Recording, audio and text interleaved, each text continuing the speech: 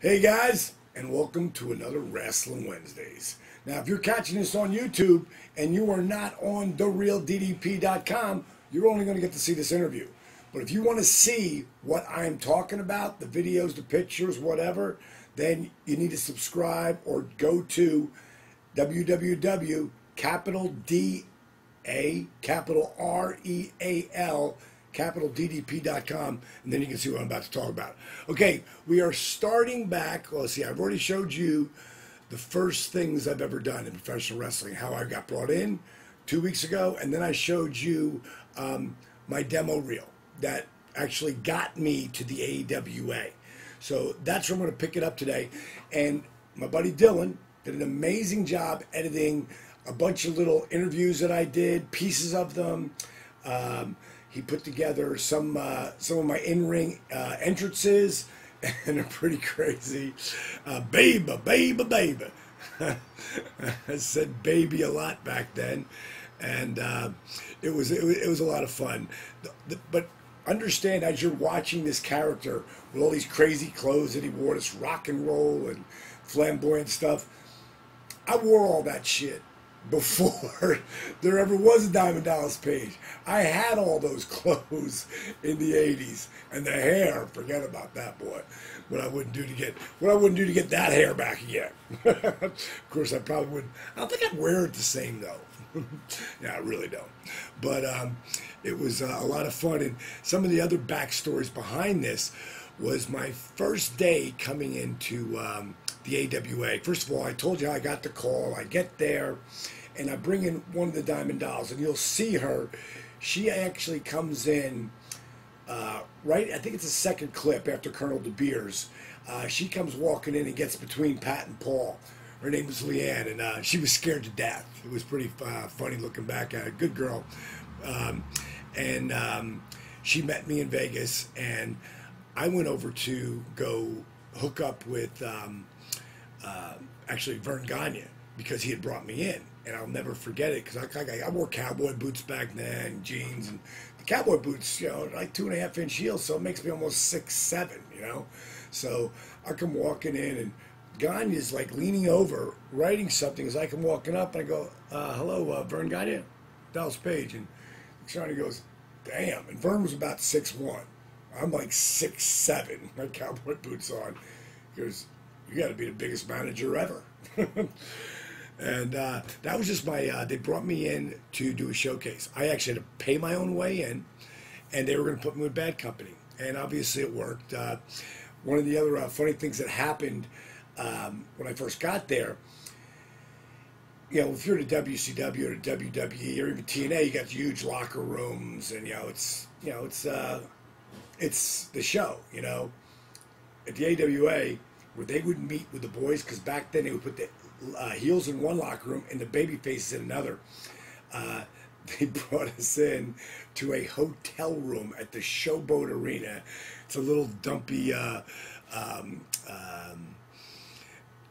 casino that was way off the strip, and one of the original casinos that was there, and they brought us all into this little room. I got little double beds in it, and I'll never forget walking in there with all those guys, and Vern introduced me, because I was a new guy, as Pat and Paul's manager, and Shawn Michaels. Now he's a kid then, right? Shawn Michaels, this is 1988, so 22 years ago. Shawn Michaels is laying back on the bed, and his elbows are propped up, and he goes, wait a second, Vern, shouldn't Pat be managing Diamond? Who knew that what would happen over the next 15 years? But it was pretty wild.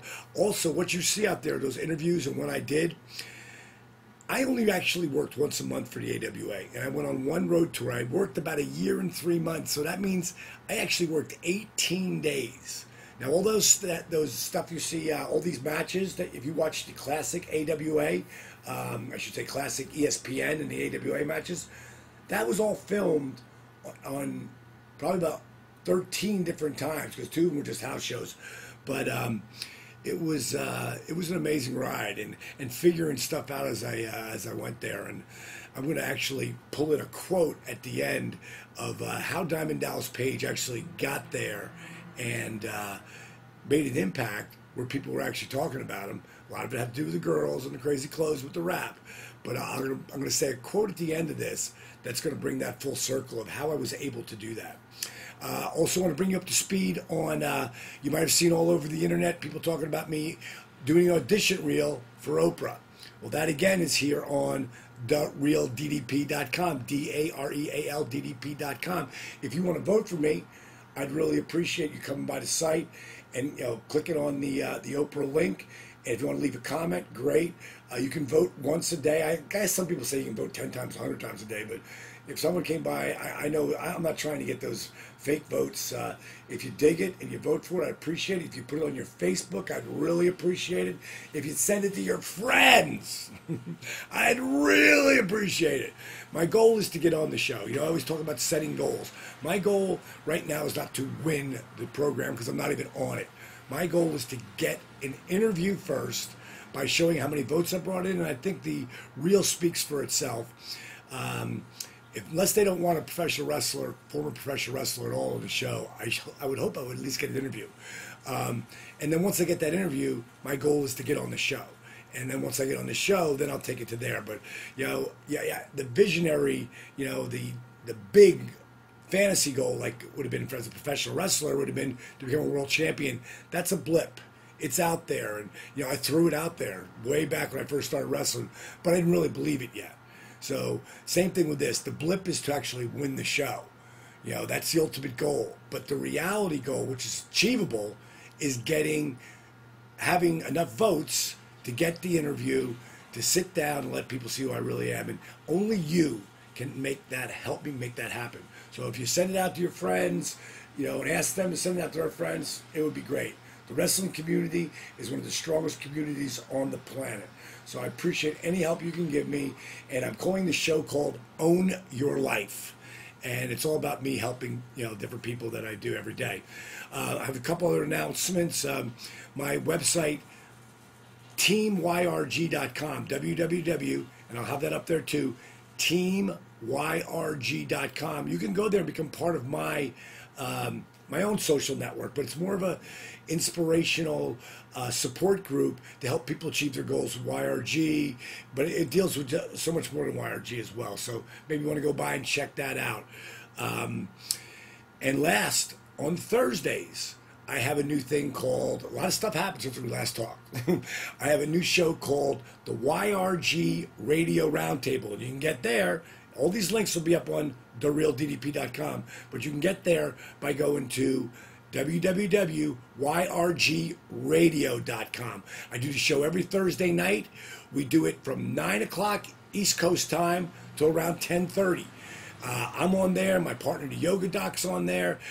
We bring in different members from Team YRG, and you can be on there. You can come on by and be a part of the discussion or the roundtable. We're talking about health and wellness and inspiration and nutrition, and just about any question that you want answered, we'll answer it if we know the answer. If we don't know the answer, we're going to tell you that. So that's all the stuff I got going right now. Appreciate you coming in, being a part of my YouTube organization of people who subscribe to my YouTube. But where you really want to subscribe is to the DAREALDDP.com, because then you're going to get all this information, and you only get it when I send it out. So it's like one blast of it, and you got it. So I want to thank you guys for all the support you've been giving me as far as the Oprah contest. That's really big to me right now. And the thing I was starting to tell you at the beginning of this blog, where how did Diamond Dallas Page walk in there with all this, this look and this confidence, and because I never did it before. I never did what I was doing. I mean, there's the footage there with that girl I was telling you about walks in between Pat and Paul. That's my first day. How did I get there? And it was a quote I heard an old preacher say, and it became part of my mantra. The quickest way to get there is to act like you've already been there. And then, of course, comes out to putting the work into it to make it all a reality. All right, guys, That's all I got for you. It's been your pleasure. See ya. Bang! Monkeys. Vote for me on Oprah!